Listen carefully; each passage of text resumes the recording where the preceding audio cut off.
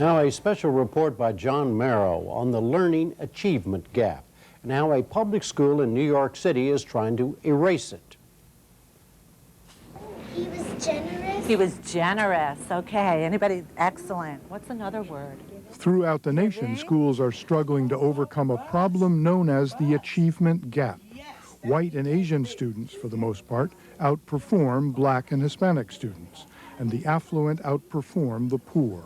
I look at your zip code, and I can basically tell what you're going to do on the SAT. We know it doesn't measure intelligence. It measures what your parents make, and it measures where you live. How have you been? Ron Ross is the former superintendent of Mount Vernon Schools. Now a fellow at the National Urban League, he studies achievement gap issues. An achievement gap? Yeah, sure we have one. It's economic, it's class, and it's race. While this disparity is found in almost all schools, it's most prevalent in districts like this one, Mount Vernon, New York, a racially diverse working-class suburb 20 minutes outside of New York City. Once an enclave of wealth for New Yorkers during the 1940s and 50s, Mount Vernon now grapples with issues of poverty, single-parent homes, and integration. But here in Mount Vernon, there's a lesson to be learned about how to eliminate the achievement gap. I'm very tough and very passionate about proving to America that a well-balanced, integrated school in a community like Mount Vernon, which is a city, and some people describe it as an inner city, can work.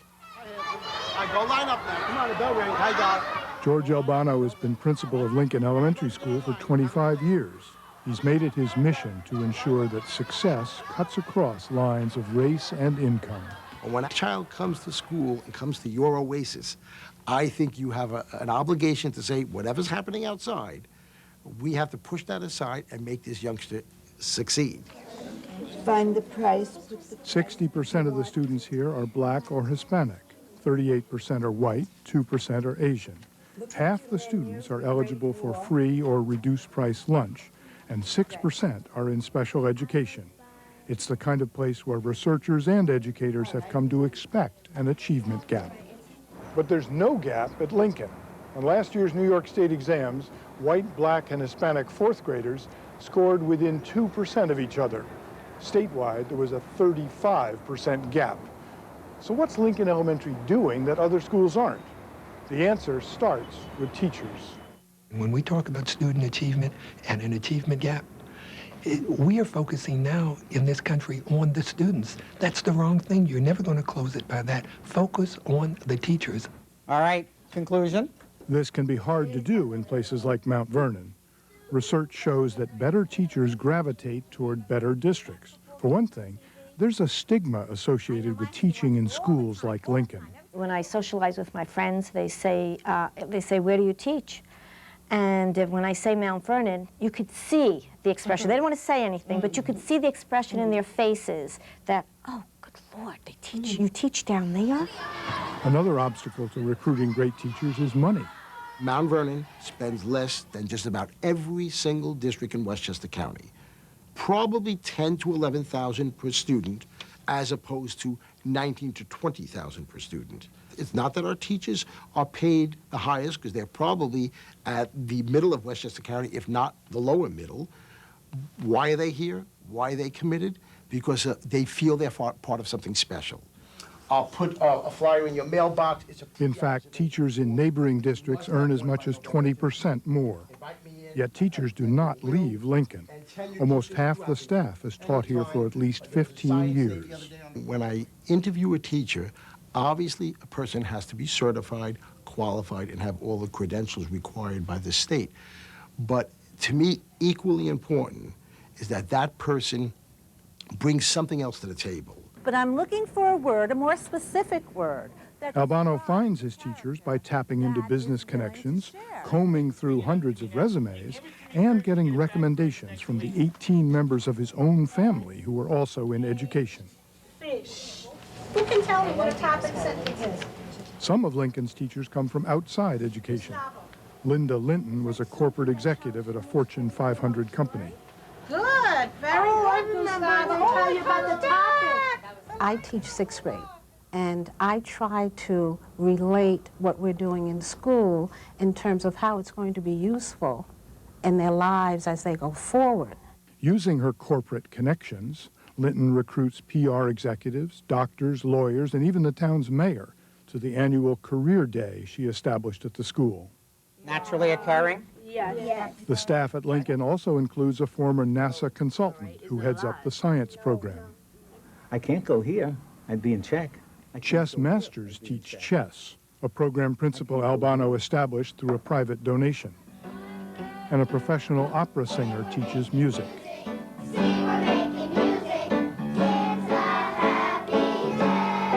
Our job is to make them the best students they can be, the best citizens they can be. I'm more tired at the end of a workday than I am after performing a 3-hour opera. Not because it's hard work, but it's because I'm giving them everything I've got, and this is so worth it for me.